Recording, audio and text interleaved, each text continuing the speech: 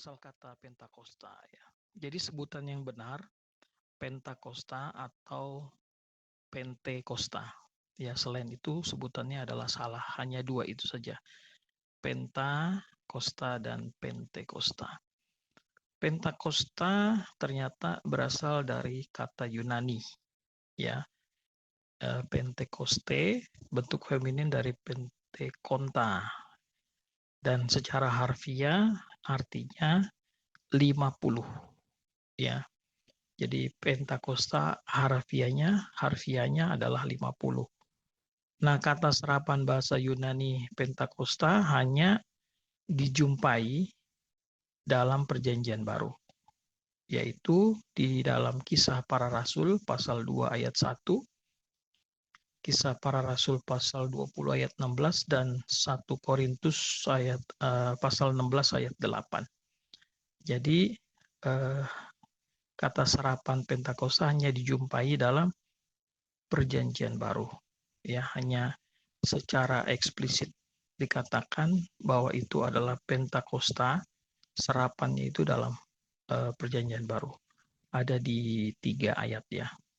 Sedangkan dalam bahasa Ibrani disebut juga dalam bahasa Ibrani tulisannya seperti itu ya. Artinya hari raya 7 minggu. Juga kelima sebutan yang lain dirayakan pada hari ke-50 sesudah hari Paskah. Nah, saya bilang ada 5 sebutan yang lain, nanti akan kita lihat pada lembar yang selanjutnya. Jadi ada 6 sebutan sebenarnya tentang Pentakosta konteks Perjanjian Lama. Karena selama ini yang kita tahu itu hanya dalam serapan bahasa Yunani, Kisah Para Rasul 2, Kisah Para Rasul 20, 1 Korintus 16. Nah, jadi intinya asal kata Pentakosta itu dari bahasa Yunani. Lalu dalam bahasa Ibraninya itu kaitan dengan hari raya 7 minggu. 7 kali 7, 49 plus 1 berarti ya. Seperti itu. Jadi pada hari yang setelah 49 itulah yang dikatakan hari raya 7 minggu. Berikutnya. Nah, tadi saya katakan hari raya Pentakosta, hari raya 7 minggu di dalam konteks Perjanjian Lama. Maka kita akan melihat beberapa hal yang kaitannya hanya dengan Perjanjian Lama. Ya, kita singkirkan terlebih dahulu atau kita pinggirkan terlebih dahulu konsep kita Pentakosta yang selama ini dalam Perjanjian Baru. Hari Raya Pentakosta dirayakan pada hari ke-50 sesuai dengan harfiah tadi 50 sesudah Hari Raya Paskah, bertepatan waktunya saat itu dengan Hari Raya Tuayan. Ya. Jadi kita tahu bahwa Israel itu banyak juga ladang gandum, maka banyak juga hasil yang harus dituai. Nah, hari itulah disebut dengan hari tuayan. Nah, pada hari itu sehabis 7 minggu, inilah perkiraan waktu tuayan, dipersembahkan yang namanya hasil pertama bumi atau dalam istilah pesta buah-buah sulung, yaitu hari raya ke-7 minggu. Jadi kaitan dengan hari raya tuayan ada hasil bumi, dan hasil bumi yang pertama itulah yang dipersembahkan kepada Tuhan, ya, buah-buah sulung. Shavuot ini memperingati, maksudnya hari raya 7 minggu ini juga memperingati Allah memberikan Taurat kepada seluruh bangsa Israel yang berkumpul di Gunung Sinai. Meskipun hubungan antara pemberian Taurat ya ketika Musa menerima kitab Taurat itu atau Torah ya, dan hari raya 7 minggu ini secara eksplisit tidak tertulis dalam teks Alkitab.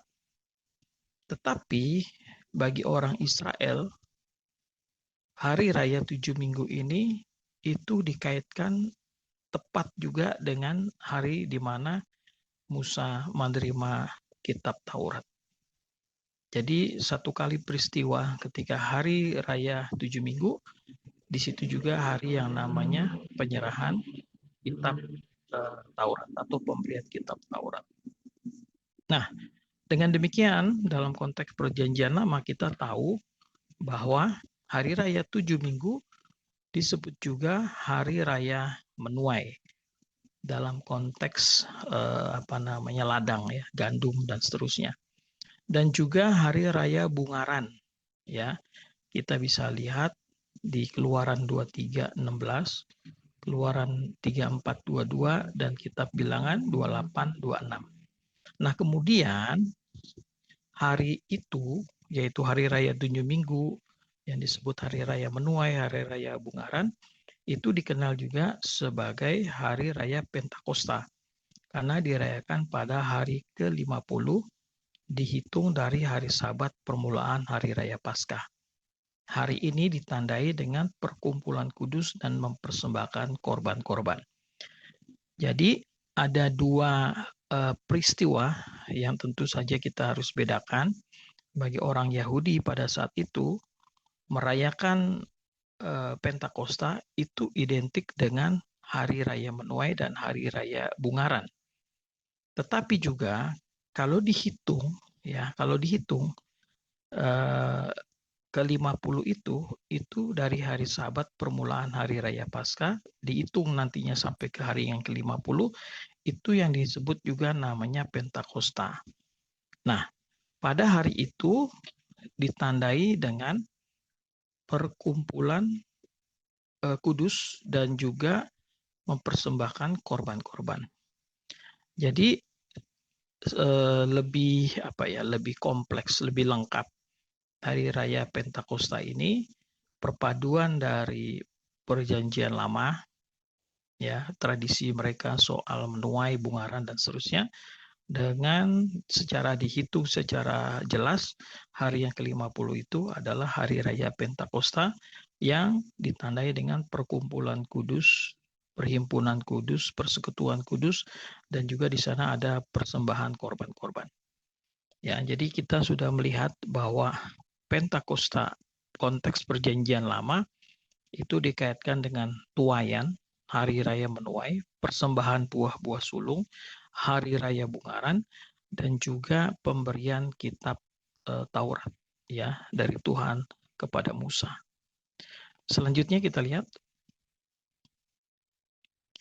Nah, yang tadi saya sebutkan ada 5 sebutan yang lain. Berarti hari raya Pentakosta punya 6 sebutan. Yang pertama minggu-minggu atau weeks ya, itu dihitung 7 minggu setelah hari raya Paskah. Itu yang tadi kita sebut yang pertama. Yang kedua, yang barusan tadi disinggung, itu hari raya menuai. Yang ketiga, hari raya panen gandum yang pertama. Ya.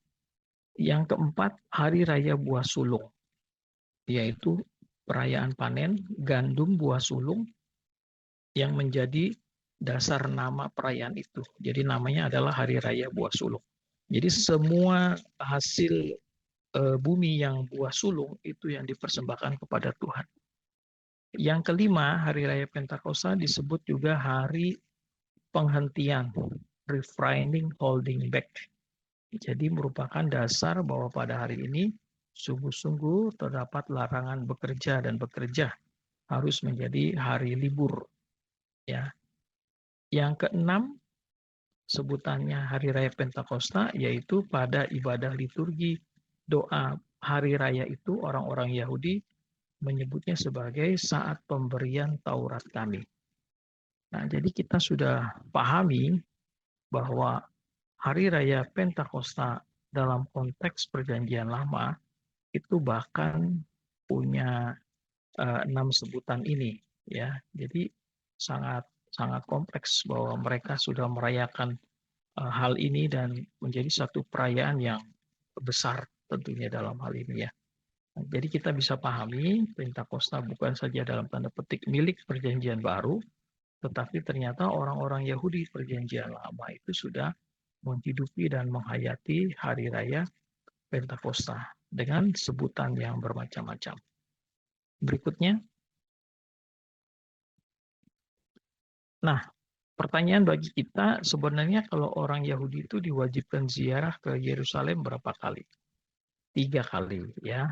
Yang pertama pada hari raya Pentakosta, setiap orang Yahudi diwajibkan muncul di Kenisa di depan Yahweh. Lalu yang kedua adalah hari raya Paskah ya. Yang kalau kita lihat dalam Injil tuh Yesus waktu umur 12 tahun, kemudian bersama orang tuanya Maria dan Yosef itu pergi tiap-tiap tahun merayakan Paskah. Nah, itu berarti kewajiban. Dan yang terakhir adalah hari raya Pondok Daun. Jadi hari raya Paskah atau juga hari raya roti tak beragi itu satu ya. Jadi ada 3 kali orang Israel, orang Yahudi pergi ke Yerusalem. Yang pertama hari raya Pentakosta yang tadi disebut ya 6 tadi itu. Kemudian hari raya Pesah atau hari raya roti tak beragi dan hari raya Pondok Daun.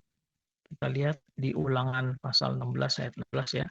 3 kali setahun setiap orang laki-laki di antaramu harus menghadap hadirat Tuhan Allahmu ke tempat yang akan dipilihnya, yaitu Paskah, lalu hari raya 7 minggu, Pentakosta tadi, dan hari raya Pondok Daun.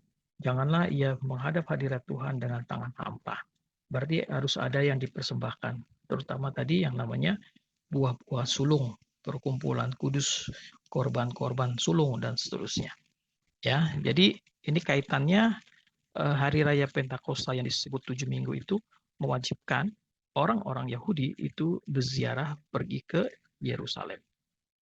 Lalu yang berikut. Nah, Pentakosta Yahudi tentu saja beda dengan Pentakostanya orang Katolik. Dalam hal ini kita tidak mengalami yang namanya dinamika hidup bangsa Israel atau orang-orang Yahudi di sana. Nah, gereja Katolik punya patokannya. Nah, hari raya Pentakosta adalah tentu menjadi pesta besar yang kedua setelah hari raya Paskah. Sifat pesta ini mula-mula berasal dari nuansa agraris, ya, yaitu tentang panen, tuai, dan seterusnya. Tetapi kemudian hari dapat dibuktikan sejak abad kedua sesudah Masehi dijadikan hari peringatan peristiwa pemakluman hukum Sinai yang tadi kita sebut ya. Oleh sebab itu dirayakan dengan mengikutsertakan seluruh rakyat secara besar-besaran.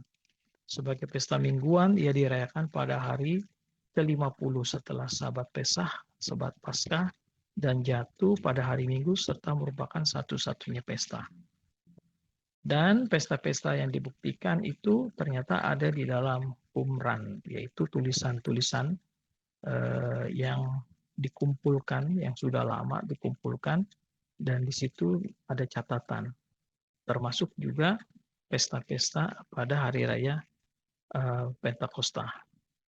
Ya, nah hari raya Pentakosta adalah satu-satunya pesta dengan ritual yang sungguh tersimpan sampai saat ini. Pada hari raya Pentakosta yang dirayakan pertama kali semenjak kebangkitan Yesus Kristus, terjadilah, nah ini yang disebut dengan yang kita kenal peristiwa Pentakosta, datangnya Roh Kudus kepada jemaat perdana di Yerusalem.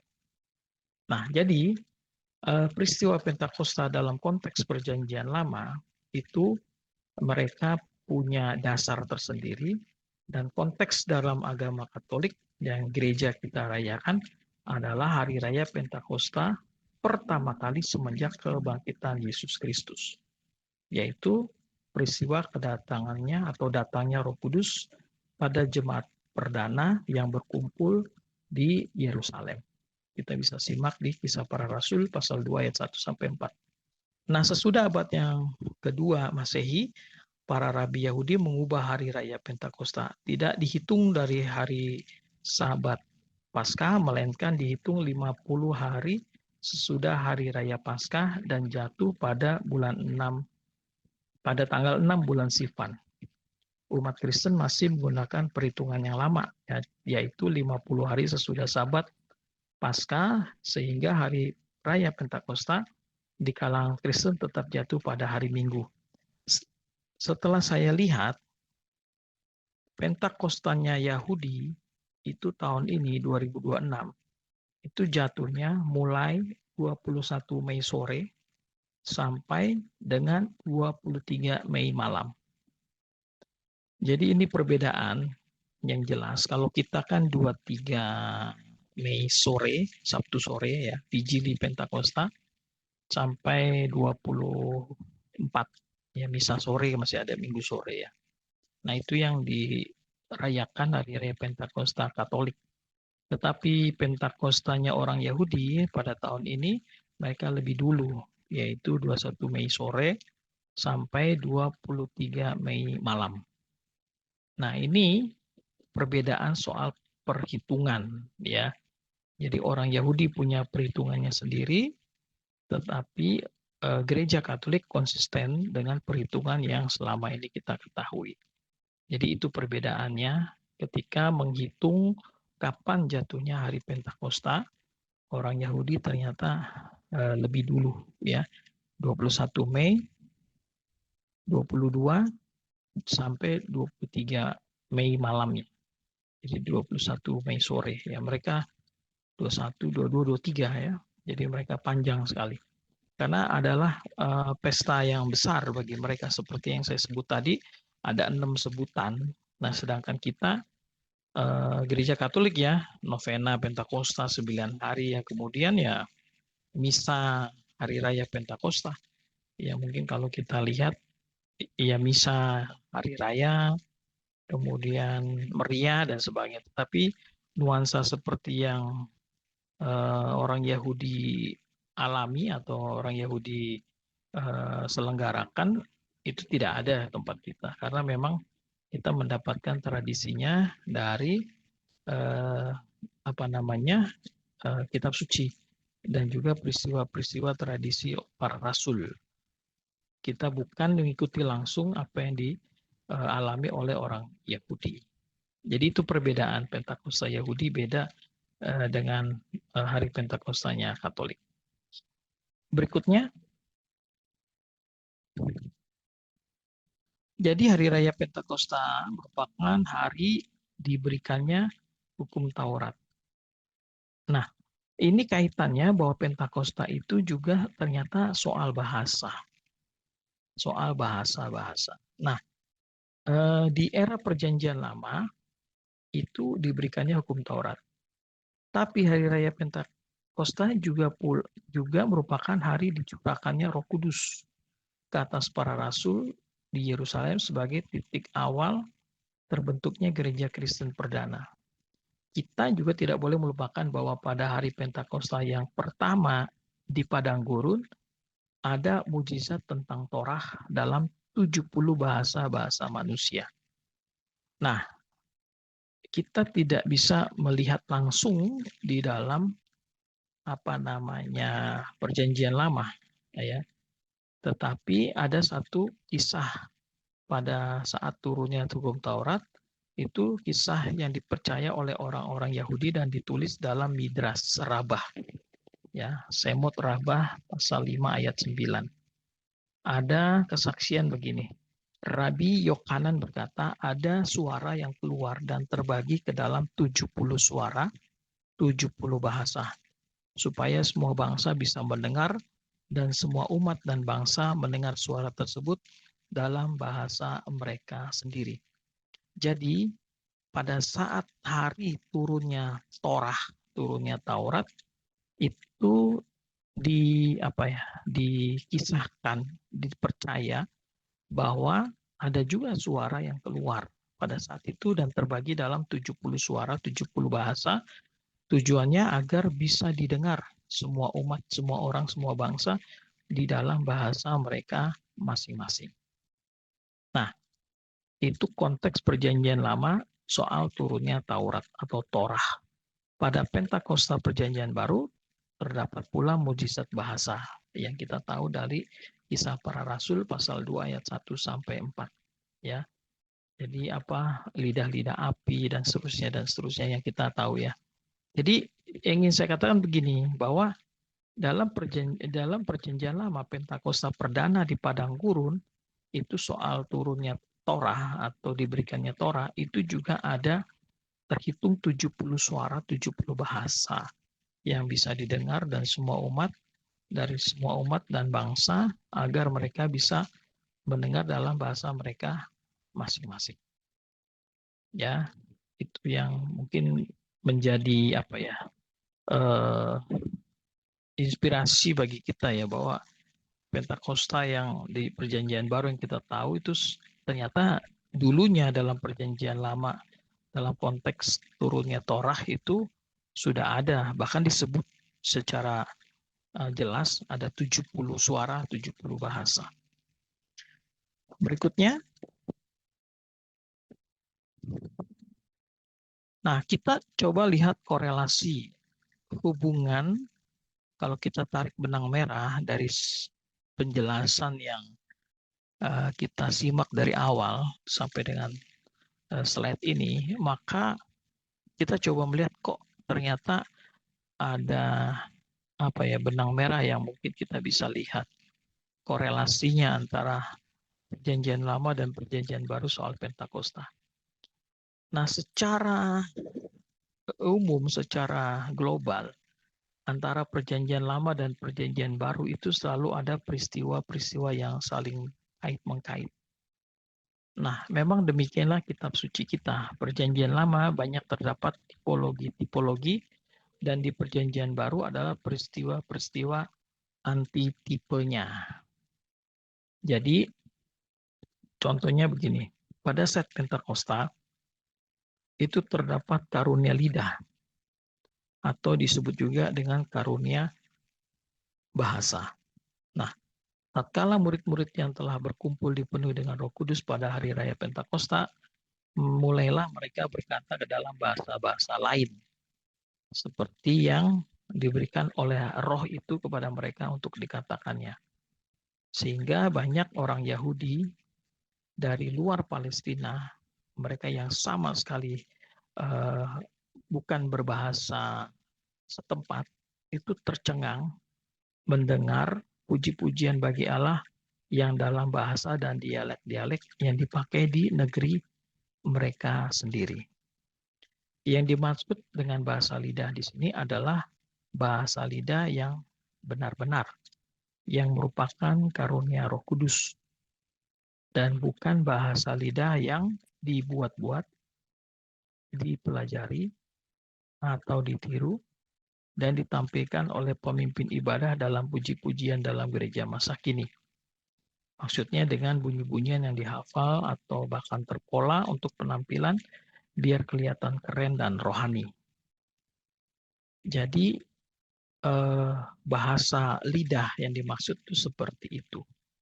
Nah, sekarang tinggal kita bisa uji jika ada di antara kita yang bisa menggunakan bahasa lidah, benarkah bahasa lidah yang diucapkan itu benar-benar Roh Kudus yang memberi atau sekedar ikut-ikut atau sekedar menghafalnya dalam pola-pola pengucapan tertentu.